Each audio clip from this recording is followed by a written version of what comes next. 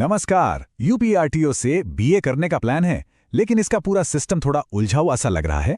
कोई बात नहीं, चलिए आज हम इसी बीए प्रोग्राम की ऑफिशियल गाइड को एकदम आसान भाषा में तोड़कर समझते हैं। अक्सर ये सवाल मन में आता है ना? यूनिवर्सिटी के प्रोस्पेक्टस और गाइडलाइंस देखकर कई बार लगता है कि ये सब कितना मुश्किल है, पर असल में ऐसा है नहीं। आज इसी पहेली के हर टुकड़े को जोड़कर देखेंगे।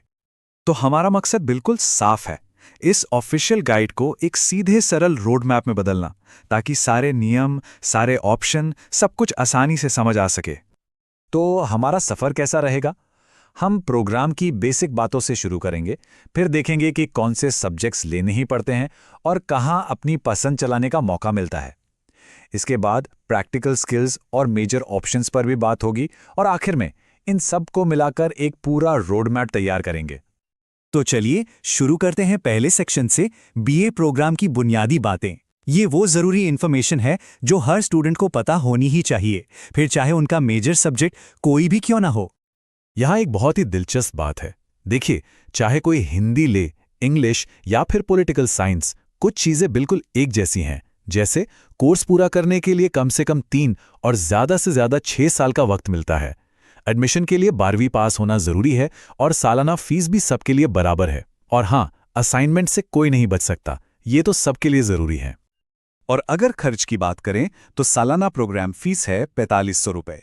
आगे की प्लानिंग के लिए ये आंकड़ा ध्यान में रखना बहुत जरूरी है। अब आते हैं दूसरे सेक्शन पर।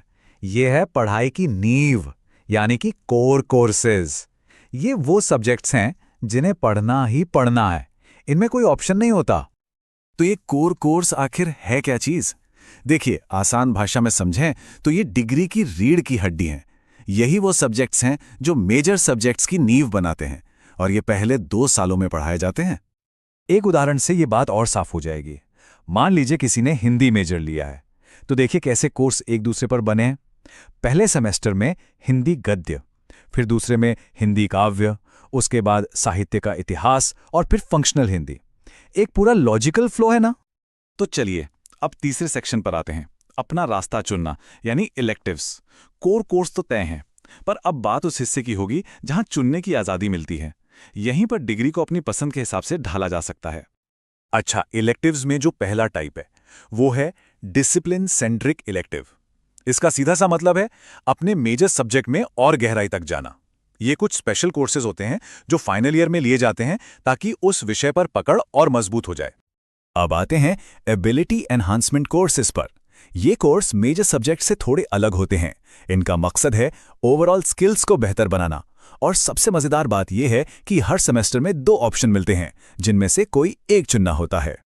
और जरा ऑप्शंस तो देखिए कितने काम के हैं। एक तरफ लैंग्वेज स्किल्स सुधारने का मौका है, तो दूसरी तरफ ह्यूमन राइट्स, एनवायरनमेंट या फिर डिजास्टर मैनेजमेंट जैसे जरूरी विषयों के बारे में सीखने का भी। ये सच में नॉलेज को चारों तरफ से बढ़ाते हैं। हमारा अगला सेक्शन है किताबों से परे, प्रैक्टिकल स्किल्स। अच्छा, थ्योरी तो बहुत हो गई, अब देखते हैं कि इस डिग्री में असल दुनिया में काम आने वाली स्किल्स सीखने को कहाँ मिलती हैं। इन कोर्सेज का नाम है स्किल एनहांसमेंट कोर्स। इनका नाम ही सब कुछ बता रहा है। इनका सिर्फ एक ही मकसद है, ऐसी स्किल सिखाना जो आगे चलकर जॉब मार्केट में काम आए। ये थ्योरी नहीं बल्कि एक तरह की प्रैक्टिकल ट्रेनिंग है।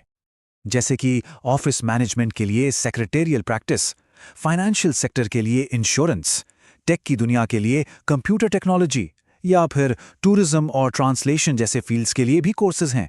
ये सब सीधे सीधे करियर बनाने में मदद करते हैं। और हाँ, एक और बहुत जरूरी चीज, फाइनल ईयर में एक प्रोजेक्ट, सर्वे या फील्ड वर्क करना कंपलसरी है। इसे एक तरह से पूरी पढ़ाई का फाइनल टेस्ट समझ सकते हैं, जहां 3 साल में जो कुछ भी सीखा है उसे प्रैक्टिकली इस्तेमाल करके दिखाना होता है। चलिए अब 5वें सेक्शन पर आते हैं, मेजर के ऑप्शंस। हमने देखा कि बीए का जो ढांचा है वो तो सबके लिए एक जैसा है, पर जाहिर है जो हिंदी पढ़ रहे हैं वो इंग्लिश वाले सब्जेक्ट्स तो नहीं पढ़ेंगे। तो देखते हैं कि सब्जेक्ट के हिसाब से कोर्स कैसे बदलते हैं। यहाँ देखिए दोनों की नींव कितनी अलग है। हिंदी मेजर में पूरा फोकस हिंदी गद्य, काव्य और उसके साहित्य के इतिहास पर होता है। वहीं दूसरी तरफ इंग्लिश मेजर में पोएट्री को समझना और कई सदियों पुराने इंग्लिश लिटरेचर को पढ़ने पर जोर दिया जाता है, मतलब 1550 से लेकर 1900 के दशक तक। और अब हम आ गए हैं अपने आखिरी सेक्शन पर, बीए प्रोग्राम का पूरा रोड मैप। हमने अब तक सारे हिस्सों को अलग अलग करके समझा, तो चलिए अब इन सबको एक साथ जोड़कर पूरी तस्वीर देखते हैं। तो इस पूरी चर्चा से 5 सबसे जरूरी बातें कौन सी निकल कर आती हैं?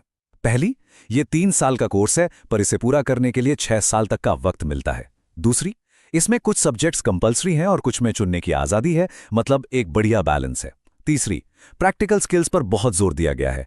चौथी, फाइनल ईयर में एक प्रोजेक्ट करना ही करना है। और पांचवी और सबसे जरूरी बात, ये पूरा सिस्टम बीए के हर मेजर पर एक जैसा ही लागू होता है। तो आप जब पूरा नक्शा सामने है, सवाल यह है कि किसी की भी एकेडमिक जर्नी कैसे दिखेगी, कौन से इलेक्टिव्स चुने जाएंगे, कौन सी स्किल्स सीखी जाएंगी और इस डिग्री को क्या शक्ल दी जाएगी। इसका जवाब अब खुद खोजना है।